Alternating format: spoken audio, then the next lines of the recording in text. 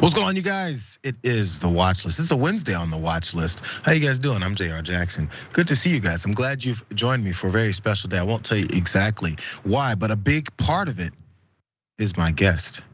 Ben Carollo joins me. She's a breakdown contributor and Twitch Galaxy Brain Fridays only, apparently. You know, if you want to get smart, you want to learn a few things, talk to Ben over here. How you doing? Bright and red, that is your color, am I right?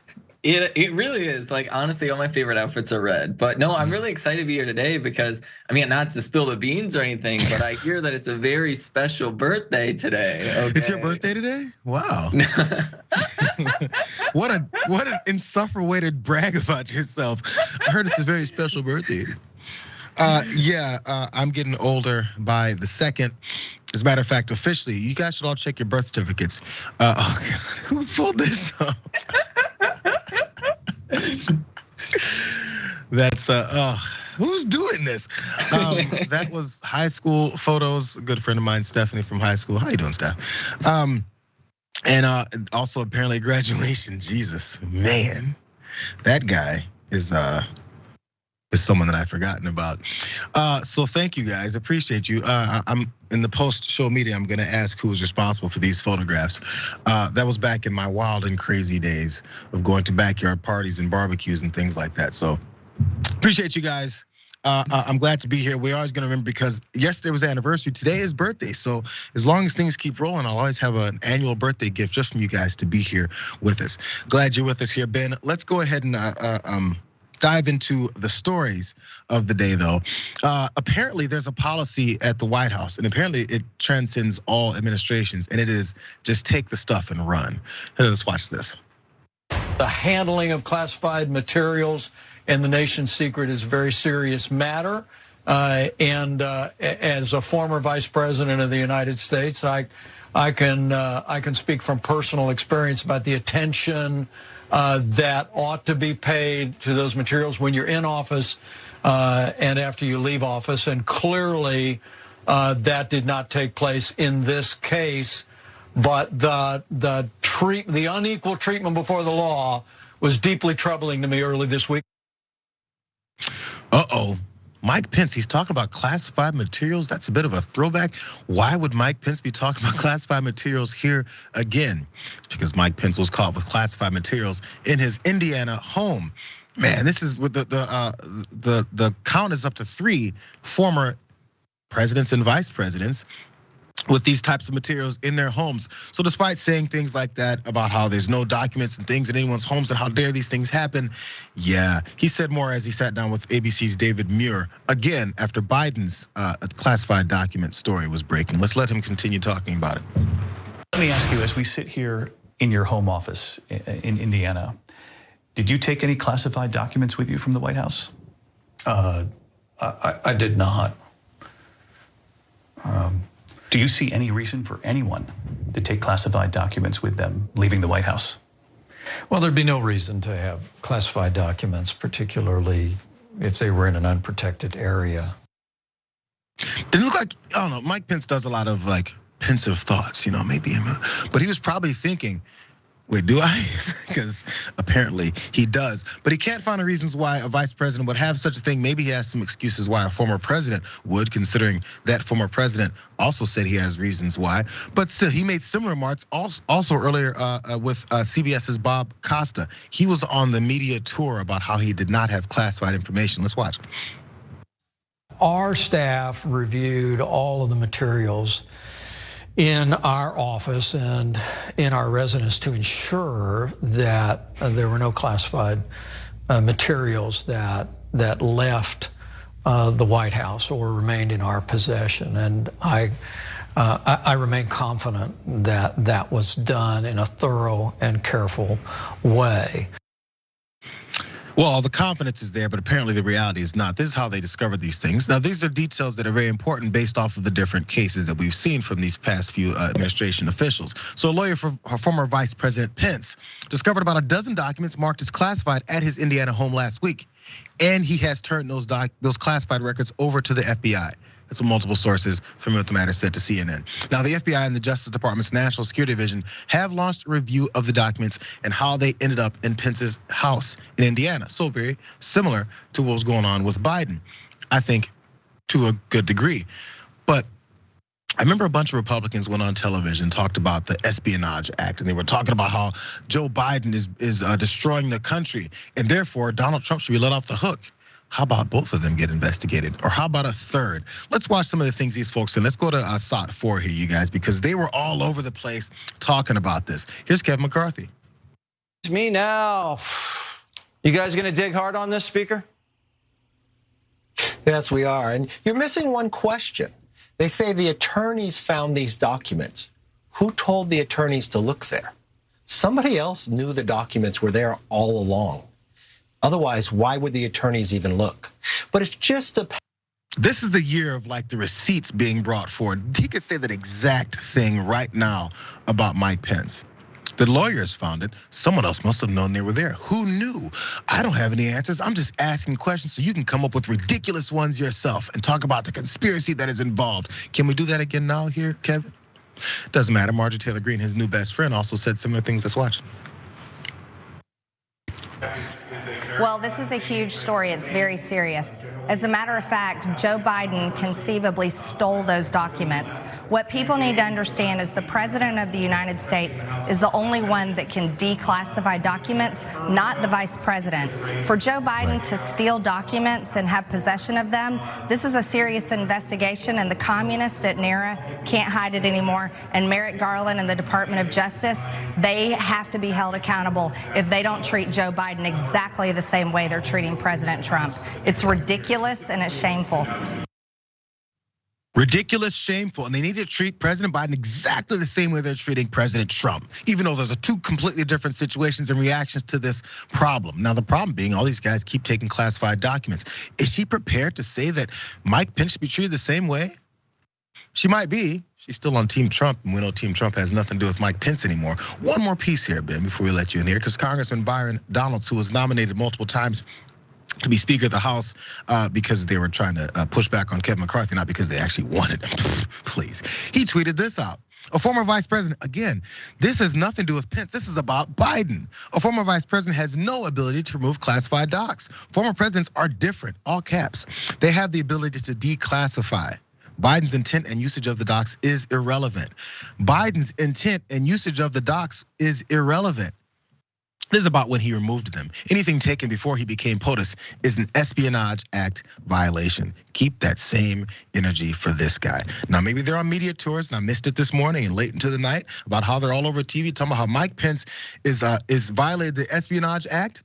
He's a pariah against the United States. He's a traitor. He sold our secrets to foreign governments. I can't believe he would do such a thing for the Trump administration. Thoughts, Ben? Yeah, everything about this, like, I'm not gonna lie. As somebody who has in the past worked with like classified information systems and stuff like that, all of this kind of rings really silly to me. Like, cause so quick history lesson, the whole birth of classified documents, like at all, like the whole idea of like having like official secrets and things like that, literally just roots down to George Washington, as the president of the United States, kept getting called into Congress and says, no, you have to let me do my job. You can't call me into Congress every single day. I'm gonna invent what is called executive privilege, which means I don't have to share literally every detail of what I'm doing every single day with Congress unless you like subpoena me for a legitimate reason, right? That is the birth of classified information. Another thing I want people to understand about classified information is that there's really two types. And most of it is really, really boring. Most classified information is boring stuff. Like it's like deployment schedules, names, addresses, social security numbers. Like it's personally identifiable information, or it's information about when specific people are going to be in specific places doing specific things, right? It's just very boring logistical stuff that is kept secret for the very explicit purposes of like not putting people in harm's way. Then there's the other type of classified information, which is basically just like, this is really embarrassing for the United States to like admit to do, right? Like if people knew we were doing this, it would be like a big international incident. Or it'd be like a major news story, right? So there's like the politically inconvenient things that the United States does, and then there's just like the boring mechanical stuff. Most of the stuff is boring mechanical. So when it comes to like people like Joe Biden or Mike Pence and stuff like that, when it comes to like storing classified documents, my guess is the overwhelming majority of those things are actually the boring stuff that just got like, hey, can you sign this paperwork to authorize this deployment or whatever? And it just kind of like lingers around on their desk or something, right? Where they have a copy of it. Yeah. And it's very unlikely to be like a malicious use. Not very different than like sort of the rumors that were going around about like President Trump, for example, where there were like rumors that he was like sharing like nuclear secrets with like other countries and stuff like that. That kind of falls more under like the sort of like international incident embarrassing type of stuff for the United States. So all of this really is to say though, like fundamentally, it's so incredibly arbitrary, and it's deeply rooted in sort of the whims of the president.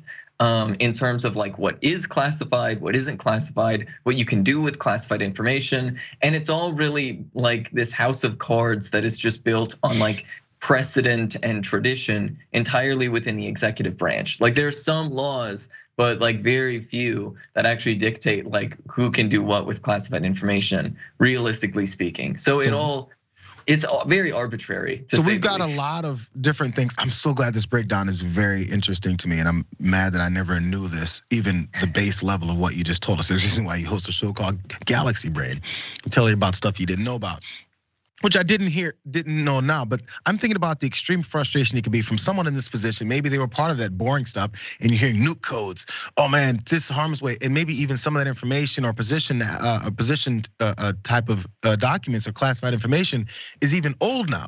If someone was at that place in 2014, they're not there now. That mission was done, or that movement happened, or that address changed, or any of that stuff. I get it. And it would really be frustrating that now people are saying, you got the nuke codes, because some idiot on Fox News or CNN or MSNBC says so. So I can understand that frustration. And then this internal investigation has to be looked over when it could potentially be something that gets kind of evened out and we're done with it. The problem then comes though, when people like the former president hide it, say they don't have it, move more of it, and say, no, actually it's in a locked case in my room and that's the best place for it to be. That's where those extra problems come. And I guess we just can't admit it sometimes. There's things that the citizens just never get to know. Lindsey Graham was funny because he said more things about, you know what, forget it. Let's move on to the next story, because this was enough. But Lindsey Graham embarrassed himself trying to seem like he connected with the real people because they have messy ass houses. Let's go to this next story though. Let's move on. That's all I'm so saying. Xbox has also announced they're going woke too, and because of climate change, that they're adding a new feature to their default settings. So if you own an Xbox, you can upload this new program, and it will turn off after so long to save the environment, the power. I mean, it's crazy what they're doing, but we understand what this is. It's not that it's actually going to offset emissions. Okay, the level of reduction is infinitesimal, but they're trying to recruit your kids into climate politics at an earlier age, make them climate conscious now. Yeah, I didn't think of that. You're right. They're going after the children. Of course they are. Fox News is talking about Xbox, an Xbox shutdown mechanism on their consoles that saves power, or maybe turns off your damn console if you haven't played it in an hour. Apparently that's woke, or maybe it's sleep, because that's what it goes into. But it goes from sleep to then actually turn all the way off. I guess the biggest nuisance here is that you have to press the Xbox button again to turn your damn machine back on. Not on Fox News. Apparently it's destroying kids' minds, and it's indoctrinating them into the woke green agenda. How dare they? Because that's what kids are thinking about when the Xbox goes off. Let's let them talk more. But again, what's the point of video games? It's for kids to be kids. Now you sit down and pick up a controller and they're like, by the way, the world's on fire. You know what I mean? You just want to play the game. And if they cared, I think they would stop making games that kept kids trapped in the house. My kid played so much Xbox during the lockdowns, he didn't even know there was a lockdown until 2 months in. This guy's more concerned about his kid playing Xbox, and maybe they should change those games to keep them from playing so much. That's the business model, you anti-capitalist pig. How dare you? They're trying to make some money, trying to make an honest buck in America, but you're mad because they have kids playing games. Is this much outrage given when kids are murdered in their classrooms? No, this is about Xbox and the damn thing shutting off. By the way, this ain't new. The energy saving, well, let's look at this headline. From March 12th of 2022, they improved their Xbox energy saver mode into sustainability in their sustainability drive. This is what they're talking about now, because they're upset about it. As a matter of fact, there's another reason why, because once Fox News talks about it, here comes Ted Cruz. And he just basically goes through the list of things that they're scaring people about that mean nothing. First, your gas stoves, then your coffee. I missed that scare tactic. Now they're gunning for your Xbox. Who's Xbox? Are you tweeting at children? Because that's what the folks on Fox News said. They're coming for kids. Xbox is played by tons of adults. But are they being indoctrinated into that woke turn your console off agenda? Next, they'll tell people to close their refrigerators. How dare they? What's the matter with people? What's the matter is that they don't know how to actually try to scare people, because there's nothing left to scare them about. I got one more thing before you jump in here, Ben. This was scary. Are they talking about this with Xbox? This is from years ago too. There's an Xbox Gucci version. They made 100 of these things for the richest of the rich. Put your bets in for how much this costs. Maybe some of you guys actually did so. They start around $10,000. People, of course, have resold them from as much as $12,000. You see that bottom part? The last sale was for $17,323. Are they talking about the Xbox Gucci the way they're talking about the Xbox shutting off like Xboxes do and PS5s do and every other console that's actually trying to do something for itself in the sustainability and life of the product? Who cares? Let's scare people, Ben. Yeah, and so this is so funny. Like, this is so funny. But like, honestly, this is smart. Like, all this is smart marketing from Xbox. Because like, realistically, what did they do? They rolled out an advanced power saving mode, right? Now, I may only be 28 years old, but literally my entire life, as long as I can remember, every single like computer or electronic device that I've ever used has had some type of like power saving mode or screen saver or like something like that. This is like features that have been built into computers since like computers existed, okay? Yeah. And so it's just marketing, right? They're like, hey, we have this advanced power saving mode. You know what we should do? We should like pitch it as this eco-friendly thing so that Fox News will literally throw a fit about it and they'll get angry about it because like what they're really upset about, like to be clear, what these right wingers are really upset about, they're not even upset about the power saving mode or the feminist M&Ms or anything like. They're not upset about those things. They're upset about the fact that these titans of industry, these capitalists, recognize that the market is feminist. The market is like wanting to go green, right? That like most people in the United States cannot stand conservatives, think conservatives are ridiculous, want to be eco-friendly in their lives, want to support women in their lives, want to support queer people, right? Most normal people, right, who are connected to reality in any way, shape, or form, like at least nominally support, doing something about climate change, protecting queer rights, and fighting for the rights of women. And so these companies market and they'll say, yeah, I guess why not support women? We'll do a marketing campaign around it. And then these right wingers are like, how dare they? We're still relevant. I swear, we're still relevant. We're not pathetic, unhinged losers. Please, like. But that's how they get them to even care, though. Look, I would even venture to say, you mentioned how they most of these folks or normal folks care about these things. I would venture to say conservatives, Republican voters, all of them would care about folks having rights under normal circumstances. But these are always pitched with the line of, those libs, those Dems, those damn progressives are coming for this, they're coming for that, and they're coming for the third thing. So it's all based off hating your opponent, who is not your opponent. And many of these opponents, again, are fighting for these same folks' rights, these same folks' lives, and maybe extending those maybe a couple few years. But they've turned it into, don't you hate these folks who are supporting your life? Yeah, no, exactly. And we're actually seeing this play out like in real time with like the hyper concentration on like trans people, because like there was a bill they tried to pass in like North Dakota that was like aggressively anti-trans, and like one of the Republican electeds, when they were in a hearing about like these bills and people came in and said, hey, this is how this bill would affect me. They're like, wait a minute. Are we the bad guys here? Like, this seems like it's going a little bit far. Like, because you're 100% right. They don't they're just like playing this game, right? They think that real life is WWE, and that's like they're just so unhinged, and they're just struggling to cope with living in reality. And actually having to back up some of the things that they say with some of that reality. It's just not there. So instead they just cackle and laugh on Fox News and the story takes off. Ted Cruz assists in that. Let's take this first break there, you guys. A couple of your comments after this break. But also, do you guys see there's clouds in the sky? If you weren't scared about the Xbox, wait till you see the clouds that Tucker Carlson is scared of. We're gonna do those when we come back.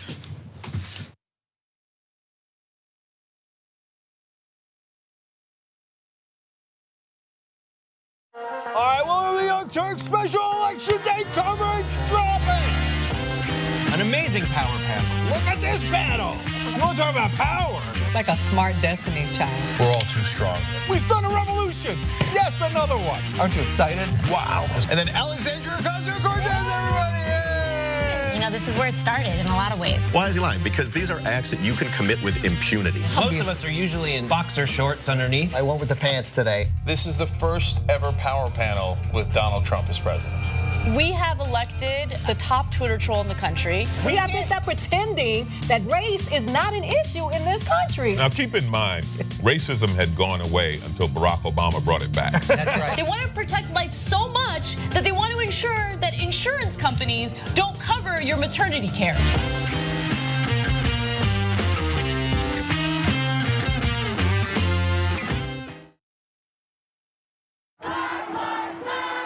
You don't see a lot of news coverage in the mainstream media of the peaceful Black Lives Matter protests that happened throughout the country. Black Americans are hurting. Minorities in this country are hurting. We always talk about starting from the bottom up, but the problem is the bottom up is always the least amount of power. No one cares about them, and until someone actually cares about them, then we'll do something about it. Please, for God's sake, America, understand, acknowledge, and work towards getting to a new reality where Black lives actually matter.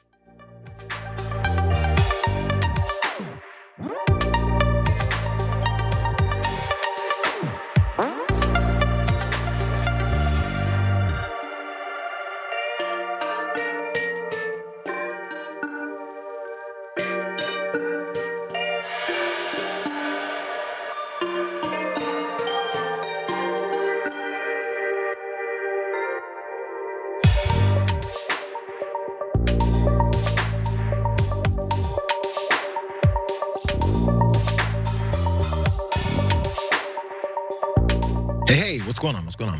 What's going on is you guys are sending messages. I'm just gonna tell you guys who it is because the same message is about there. It's happy birthday. And you know what? I appreciate each and every one of you guys for saying so. Ian over there on TYT members says so. Happy morning and happy birthday with visuals all over the place. Also, Mickey C, the silver hair dragon, says the same thing when I had that Halloween mask on. It looked absolutely insane.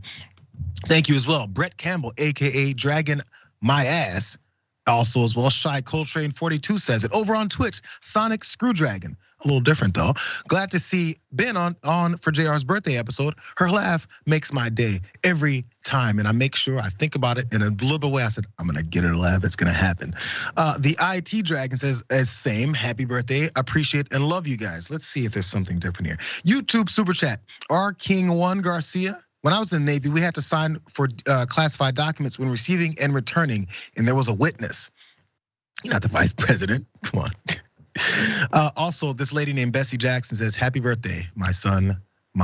Who is this lady? Lastly, May Money in the building. Happy birthday, JR, dope fit.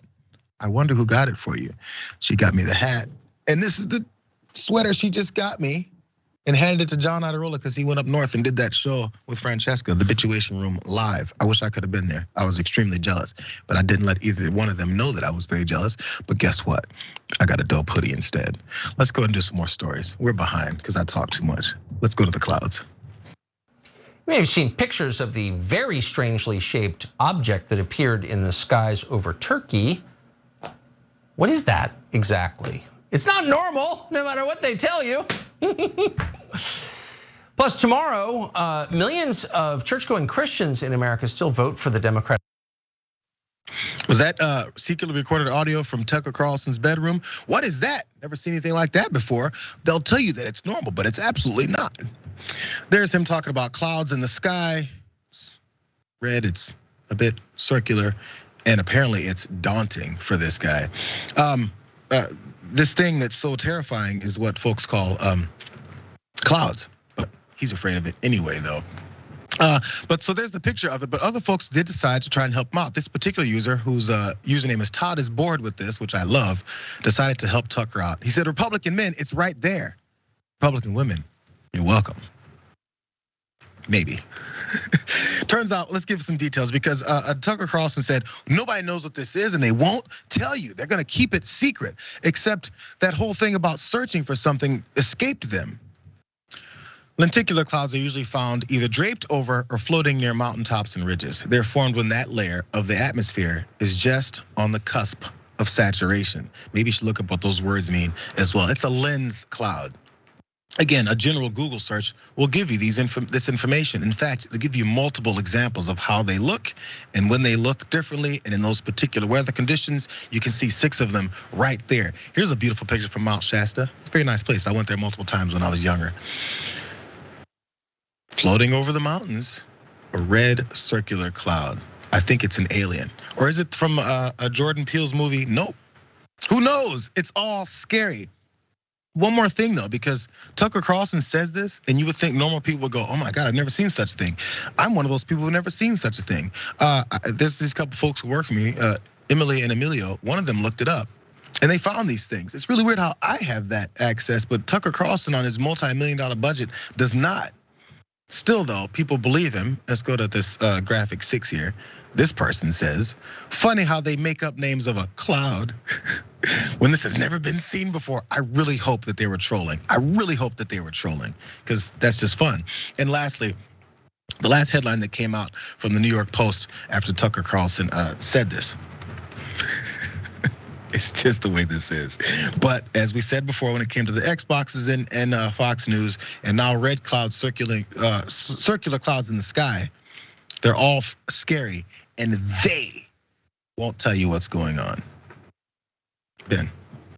Yeah, I mean, I guess like first and foremost, we really have to appreciate Tucker Carlson's like Ben Shapiro moment. You know, I feel like every conservative has one at some point. You know, very classic, very classic. But it's also amazing because, you know, congratulations to Tucker Carlson for effectively merging,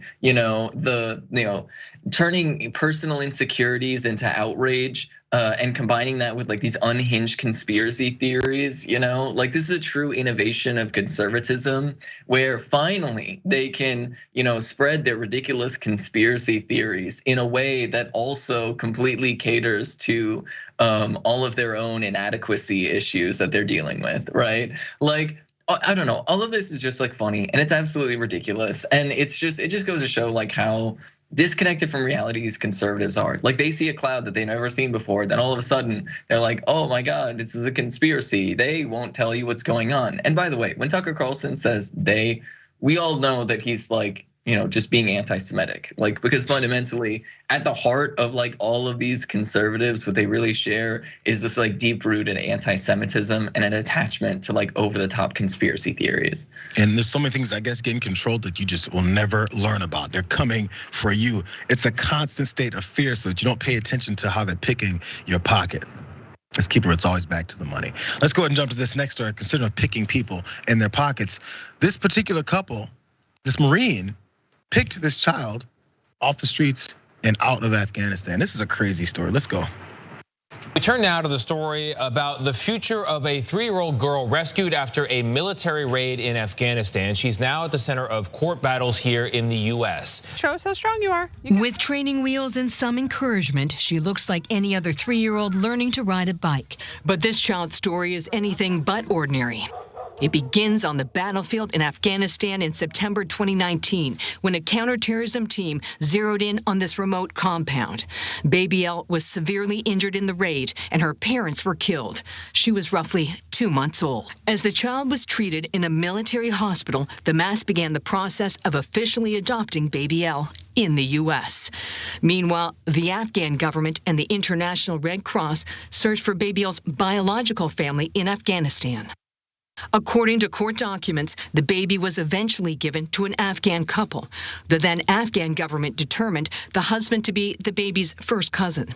The couple asked to remain anonymous due to safety concerns for themselves and their families in Afghanistan.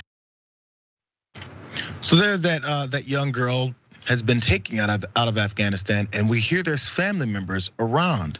Here's more details of how they broke in that compound, and again, her parents and siblings were all murdered, and she was brutally injured, but she was taken out. More details about how that went down. An unclassified military report reviewed by CBS News found the child was likely the orphan daughter of an al-Qaeda foreign fighter who entered Afghanistan from a neighboring country. The baby's right here in this corner. David says partner Afghan forces then suggested throwing the baby in a nearby river. They wanted me to throw the baby into the river because they believed that she was a terrorist. It was definitely not an option. The Army Rangers made a car seat from scraps and medical equipment. A bandage wrapped around her head en route to a U.S. military hospital is one of her first known pictures. At a military base, Baby Elle was treated for fractures to her leg and skull and second-degree burns on her face and neck. I know exactly where I was. Joshua Mast, a Marine lawyer, was deployed to Afghanistan at the time. He wasn't on the raid, but says he heard about the child from his boss. He's like, what the heck are we going to do with this baby? So they went in and felt they were doing the best thing for this child and took her, now have her in the United States. The family of hers, that cousin that they confirmed is her cousin, they're also in the United States because it was part of the whole pulling them, bringing them back out. But now as they adopted her and now have been raising her for a couple of years now, took her from that family who did have her at one point. That's the other sticking point about this. This looks like they just took her off the battlefield, and this orphan child from this daughter of an Afghanistan Taliban fighter, then that's the problem. It's gonna go down this way, and we have to save her life. Seemed very heroic and humanistic, and we're gonna actually save this other person's life that we generally don't care about. But there's so many extra wrinkles to this. One part that the reason why they said they could do this is because Afghanistans don't know what adoption is. That's like a foreign concept. Let's watch them mention that. As the Taliban took control of Afghanistan in 2021, the Afghan couple agreed to bring the baby to the United States. In a federal lawsuit, the Afghan couple claims the mass encouraged them to bring the baby to the U.S. solely for medical care, but never told them they had already adopted the baby. Were you clear with the couple about your adoption? Yes, because we were explaining substantively that we have to treat her like our other children in a way that to communicate the clearest we could that, hey, we're responsible for under U.S. law. But on the word adoption, sure. Did you use the word adoption? I don't think I used the word adoption. We were trying to explain again in a way that they would understand because they don't have a concept of adoption in Afghanistan. No concept of it whatsoever. Also, by the way, so in order to make this whole thing happen, he convinced, because of his status, I guess, as a U.S. Marine, convinced this rural Virginia court and judge to bypass normal rules and procedures to make sure this happened, and then get that kid here. And they've been living with this child ever since. So really fast, Ben, there's a quote from this one particular article that really stood out to me, and the reasons why he thinks and they think they're doing the best thing. And I fully believe they think so. And this is where you have to have a little bit of effing self-reflection. By the way, obviously, she's Afghan and her family's Muslim, but they say what they did, and they're celebrating this adoption because they said it's an act of their Christian faith. What if this family and this girl don't want your Christian faith? What if that's yours and you think, I've got this superior belief system, I'm gonna put it on them, and that's why I have this God-given right to take a human being from their family. It's craziness. Yeah, One of the things that's really important to understand, this is a built-in feature of the United States of America. The United States has always been like this, right? Like just to be like 100% real, I know people personally who are alive today that were put through residential schools, right? This is something that is like very recent in like American history and honestly still ongoing, right? And so like one of the things we need to understand about people who are in the military, I'm gonna go ahead and say that like categorically, being in the military does not make somebody a hero. And I would argue to say that the overwhelming majority of people in the military, as somebody who was in the military myself, how do you know? Are outright villainous, right? Just outright villainous, like straight up, because like the fact that they even like saved this baby and provided any medical care to this baby is really an exception, not the rule. Like I've personally witnessed a lot of service members who had no qualms killing babies, just to be very, very clear about what the United States military actually stands for. But no, like they say, like, oh, Christian faith, this, that, or the other thing. It's white supremacy. These people are like white supremacists, right? Like fundamentally, even if they wouldn't call themselves that is exactly the ideology that they are propagating. And the United States is built on white supremacy. It's literally built on taking children away from black and brown folks, from indigenous folks, right? From marginalized people, and either funneling them into foster care systems that are completely ineffective, or funneling them into like typically upper middle class white parents to try and indoctrinate them with a very, very restrictive notion of white evangelicism. And so like this is something that is pervasive throughout the United States of America. This is something that is deeply rooted within our history. And it is something that like fundamentally we need to address, because at its core, it is rooted in just absolute racism and white supremacy. The fact that this was even allowed to move forward, and the fact that they can even be on the news, like literally, like how are they the ones that are getting interviewed about how, oh, we really care about this child, and oh my goodness gracious. There's this baseline assumption that we should all just tolerate these like white supremacist evangelicals, that we should all just accept at face value that they're like these like peace-loving people that just care for this sweet innocent baby. When in reality, we know exactly what's going on, and they're trying to strip somebody like a literal child away whose parents were literally killed by the United States military, and strip them away from their people and their culture, right? Their history, like, and it's honestly really sickening. But you know what? But that's, as I said it a minute ago, I think they truly believe they're doing the right thing. Like this is a better life for the child, and all this is the whole process goes. And this assumption that the only moral, good people in the country have to be white Christians. Just saying, it always breaks down that way. And then even when you're on the pedestal of I'm doing the right thing, even if there is no family for this kid, it's still the thought process is they should become me. That was a different human being. But somehow we can usurp her life and then change it, especially when a family is waiting to get their kid back. They have a nursery and a whole room set up for the kid. They're prepared. They live in Texas, I believe, is what they said. But of course, they're trying to be anonymous so they don't get any hatred for them for wanting their family member back. Let's go to this next story, though, you guys. The NYPD was out. They hung out at the Drake concert at the Apollo Theater because they love them some Drake, or they love doing this. Watch.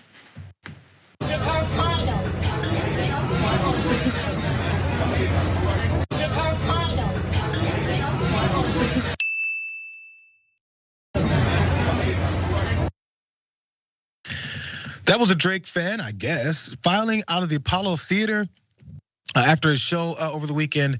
And oddly, there's an NYPD presence there, one holding a webcam, make sure it's nice and steady to get every face that walked out. He seemed pretty happy and content with his actions there, which made many people go, wait, what? Is the screenshot from that moment when he was glancing up like, yeah, it's me. I'm recording every face that comes out of here. So many people were wondering. This one particular reporter from WABC TV in New York had the cops' explanation. She pointed out that they said the officer depicted in the video is a community affairs officer involved in the 28th precinct's social media team. Yeah, the officer is taking video for an upcoming Twitter post that will highlight local community events. The video will not be utilized for any other reason. That's what the NYPD said, because there's reason to trust that. Now, by the way, this is on a public street. People are coming out of an event, in a venue. They're not inside. Now they're on the sidewalk. So legally, People get recorded on the sidewalk by the NYPD and a couple of other cops there hanging out and saying that they're doing it so they can post on Twitter and IG and get a couple clicks for it. Who knows? But here's those details.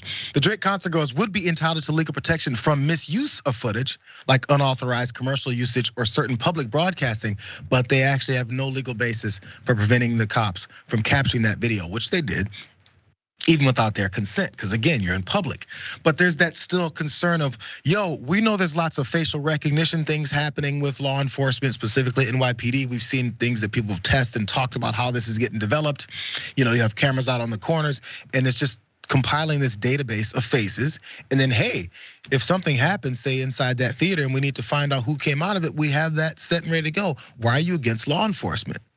Or they compiled everyone's faces. Would important people in the country like their faces recorded as they walk out of fancy events at the JFK? What was it?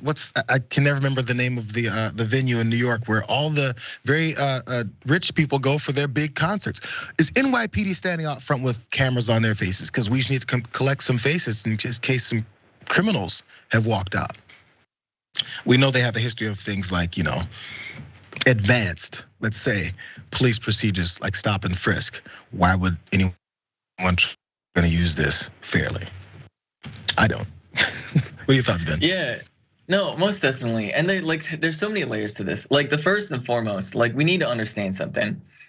Police departments have zero respect for elected officials. I just need everybody to fully internalize this, because I remember in my own city of Minneapolis, literally right after police officers murdered George Floyd, during those protests, I remember watching Jeremiah Ellison, elected city council member, standing in between protesters and police officers while the police were literally launching tear gas at the protesters. Okay, so they have zero respect for elected officials. There are even some police departments across the country where the city council said, hey, stop doing minor traffic infractions, just stop it altogether. And the police department basically turned around and said, no, we are gonna keep policing minor traffic infractions, right? And so we need to recognize that fundamentally, police across this country view themselves as above and outside of the law. They view themselves as fully independent from any type of elected leadership, which is so a lesson to people like Joe Biden who keep wanting to increase police budgets.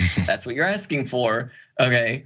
The other is to understand that fundamentally the United States has always been a fascist country, at least in ideology. We are just the most stable form of fascism. We use managerialism, we use bureaucracy and red tape to create pretense, right? Richard Nixon didn't say that he was gonna arrest black and brown folks for no reason. He said that he was gonna crack down on drugs and do the war on drugs and use that as a pretense to jail black and brown folks for no reason. That is fundamentally how the United States has always operated. It's just used more pretense. It's just a far more clever version of what any right-wing authoritarian would do. And so the unfortunate reality is the Democrats buy into this pretense and they say, oh no, it's for a social media post. Our hard-working boys in blue would never lie to us.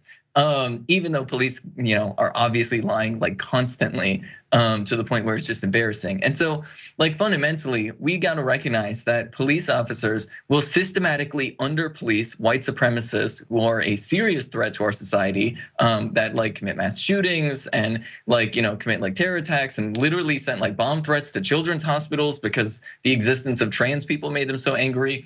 But then will over-police marginalized communities and anybody they view as a political opponent. I mean, I remember reading a story from a year ago where police officers during a normal traffic stop called in a SWAT team to respond to somebody because they had an ACAB bumper sticker, okay? So this is the disproportionate force that we're seeing from police officers. They are obviously targeting people that they perceive as their political opponents. And so if you're somebody like me, member of a marginalized community, right, as a trans woman, you personally, you have to recognize that police officers, no matter how friendly you are to them, are on some level gonna view you as political opposition, and on some level are gonna be targeting you and harassing you in some way, shape, or form. Whether that be collecting your face, right, for facial recognition, or just random traffic stops and things like that. Because fundamentally, as the Republicans go more unhinged in terms of banning, passing anti-cross-dressing laws and anti-drag laws and stuff like that, the police are gonna have no issue and no hesitation in enforcing those laws to the extreme degree. A big assist in this whole thing about, you mentioned the pretense of fascism and the way things get set up a lot of times, is also that divisive nature. Making sure that those folks, those marginalized communities, those folks that we're gonna allow and say the boys in blue, those honest boys in blue, are going after the bad guys. The reason they say that, and the reason why we set that whole thing up that way, is to have the general society have this negative energy as much as they can. At least it's hard. It's getting hard to push back on, or harder for them to push this narrative, because we have visual evidence of the way things are going. But it's to make sure enough people go, well, we don't really trust them, right? It's okay if this type of surveillance or this type of approach to policing happens, because you know how those people are. It poisons the mindset of so many people, and that's, again, back to the beginnings of this country, because there's always a hierarchy in our society. Let's go to this next story. This made me sad, and maybe I'm the sucker here, but I'm totally buying this story from this particular, this culprit. Let's watch this. Drop the gun! Drop the gun right now! Drop the gun! Drop the gun! You got any eyes, Sarge? What's that? You got any eyes? I can't see. She's sitting right behind the bed. Yeah, but she's on the other side of the bed. Oh, I think that's a black revolver. I'm saying a visitor. Drop the gun! Just drop it! Just put it on the ground and slide it away from you! Drop the gun! Watch out, watch out, watch out, watch out. We got time. Back up, we got time, we got time. We got nothing but time, guys. Can we evacuate some patients from the adjoining rooms? Can we do that or no? Drop the gun, man! I got a good angle right here. Drop the gun! Drop the gun! Man, hold on. You gotta build dialogue. Man, tell me what's going on.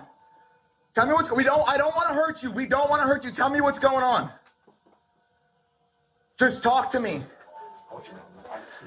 Talk to me. What's going on? Why can't you drop the gun? Why can't you drop the gun?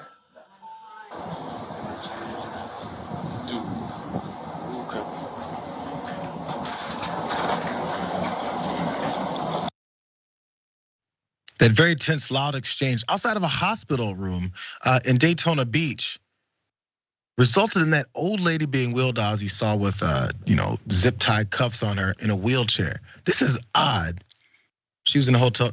She was in that hospital room, and she had just shot and killed her 77-year-old husband. She's 76 years old, and then cops were called in. It got really crazy, and the details behind this. Yo, I guess I'm a sucker. Let's go to this. Police have released this body camera footage after officers confronted that suspect holed up inside that Florida hospital room. They identified her as Ellen Gilland. She's 76, as I mentioned, and it said that she had just killed her husband, who was Jerry Gilland. As part of a murder-suicide pact, this is where this whole thing goes. She's charged with first-degree premeditated murder and 3 counts of aggravated assault with a deadly weapon without intent to kill. Here's Ellen, man. Her mugshot there after they took her in. Again, I'll say it for the third time. I guess I'm a sucker because I kind of believe her. Here's the Daytona police chief talking about the motive and her attempt to do, or what she did, and then what she didn't finish off by doing, which was turning the gun on herself. Let's watch them.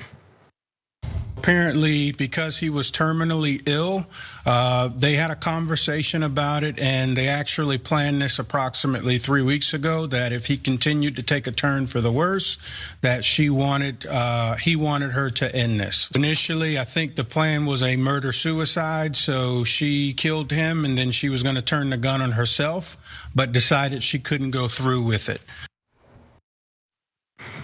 Very normal human response, you would think. She didn't go through with it, but there was apparently a murder-suicide pact.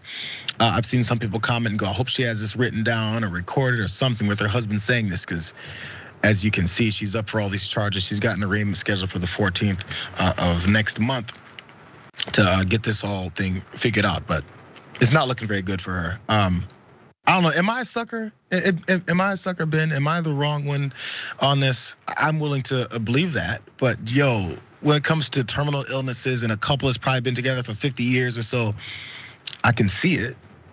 Yeah, no, I don't think you're a sucker. And right, I'll use this as a teachable moment to get people to understand why I'm a police abolitionist and prison abolitionist and what the abolitionist mindset is about. We need to ask ourselves, does this seem like a person who is out to commit more harm? Does this seem like we need to interrogate her intentions, understand her intentions, and then ask the question of, is this person going to continue propagating harm to people? Because it seems like she's not in any position of power, so it's not like she's gonna wield power over people to commit harm against them. And she's obviously like a fairly elderly woman, right? And like given the circumstances and her story, these seem like things where maybe the response is some like sort of like accountability with the people that were harmed by this, which is like the staff of the hospital, to sit down with them and say like, hey, this is not appropriate. This was not an acceptable thing for you to do. While also on the other hand, getting like some support where it's like, hey, if you're feeling like suicidal or something, maybe you need to like sit down with somebody to help like take care of you, because even though like, you're 77 years old, you can still live like a very fulfilling life. And so like explaining like all of these things, because like that, because I think we recognize like the inhumanity of like putting somebody in a prison, especially somebody who is like 77 years old. We all know what happens in prison. We all know it's like a horrific torture factory. And so whenever you see an incident, we need to sit down and ask, what is the root of the harm that was caused? And how do we eliminate the conditions that allowed that harm to take place in the first place? That is really what a real justice system would do, not just like default throwing everybody in prison. And so I think that there should be some consequence to this, but I think we all understand that it would be gratuitous to throw her just in jail or prison by default without some type of like interrogation in the situation. I think what you illustrated is the difference between the way multiple different kinds of Americans would take like maybe the justice system, or the way that we should try to limit the amount of crime that happens, harm that happens to other people. Is one way is to find out, which is what you detailed, to find out what the roots of this are and how we can prevent it, and what the reasons why we jail people. And many folks believe the reasons we jail people is for revenge, for punishment, so we can stick it to them and go, ha, look what you did. And we say it's for crime reduction, and doesn't really tend to do that. And the other side just wants that, it's a retaliatory figure. And if something happened to my family member, I would feel the same way. It's a human nature response. We have to think above that. Except when we have these discussions, it turns into, well, you're just soft on crime. You like people getting murdered. You want this to happen more. It's all of those types of angry responses that puts this characteristic on the other person who says, I want this to stop. This is the approach I think we should take. And the other side gives theirs. There's no trust between those two thought processes. And maybe one doesn't think it all the way through. That's just my opinion. Let's finish up with this story. I'm from the Midwest. I haven't been this close to a tornado, because even if I was, I wouldn't have done what this lady did. Let's go. No, I ain't picking you up again. I just want to go home, Mom. We can't even see it. Your house is gonna blow away. Oh my gosh, no. Like, we can't. Yeah, that's a tornado. Mom, oh my gosh. Mom, we're gonna, oh my god. Oh my god. I'm gonna move over there. No, Mom. Mom, we're gonna try. Oh my god. Lord, no. Oh my god. Wow. Oh Lord Jesus. Wow. Wow. Lord Jesus Christ. Please protect me and my family. Oh my god. Get down. Wow. It's okay. There's two folks in that car that drove and sat there at a stop sign as a tornado spun around them. One is a mother and one is a daughter. The one who sounded like she was having fun somehow wasn't the kid who doesn't really understand things that much. It was the mother going, wow, wow, well, wow, oh my God. Let's sit here and watch. And as you saw, her daughter was praying for her life to be saved. This lady did a follow-up video, and she had more wows and oh my gods to talk about and show the damage done to her vehicle. Let's go to the third side here, you guys.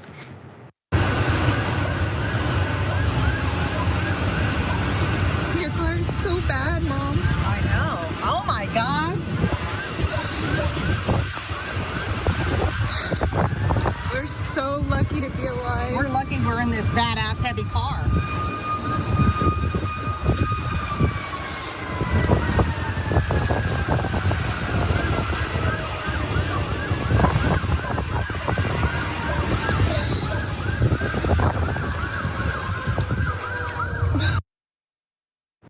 Oh my God, Ben, oh my God. Can you imagine? Good thing they're in that badass heavy car, or else they would have been thrown and sent away, or maybe you just happened to get lucky.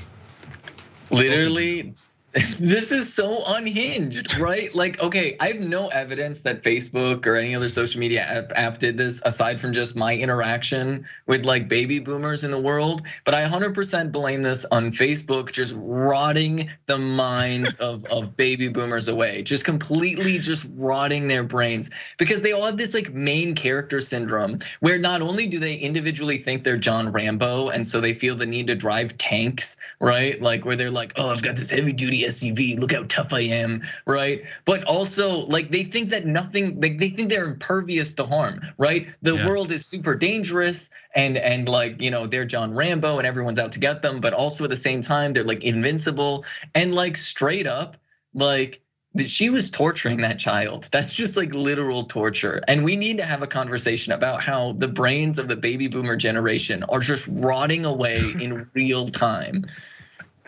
First it came for the fascist America, now the baby boomers rotting away brains. Jesus.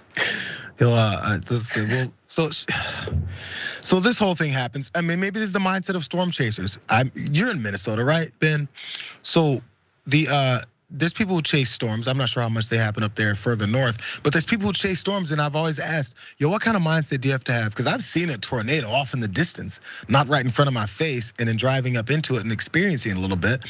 But there's something about this fascination with it. And again, I'd never heard the term the main character syndrome, but I enjoy it. Even looked it up, so no, I was gonna say you coined it. But it makes so much sense when people think, yo, I'm gonna film this, everyone should watch this, watch how well I survived this whole thing. Yeah, no, seriously. And it's just like, it's really horrific, it's really nightmarish. There's a lot of people in the Midwest who like will watch tornadoes. Most people are responsible, and when it gets to a certain point, they'll like go inside and go in the basement and stuff like that. Most people are not going around driving, but I feel like these things have been getting worse. Like, to be entirely honest, like especially like here in the Midwest, like people's driving has gotten worse. They're driving more recklessly and selfishly. Like something over the past like few years, especially since Donald Trump lost the election, has led to just like, and to be clear, it's not all baby boomers. It's mostly like these conservatives. Shamed you into it. Yeah. I didn't mean to. I like it.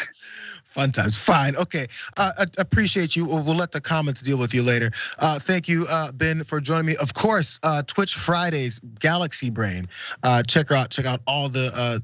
You guys learned a lot today. I'm sure I learned 3 or 4 things from you today. So I appreciate you being with us on a very special Wednesday. Thank you guys for being with me as well. I'm gonna keep my ass sitting in this same seat right here. I got a whole cup of water because I'm staying in and hanging out with John Adirola next on the Damage Report for Big News Wednesday.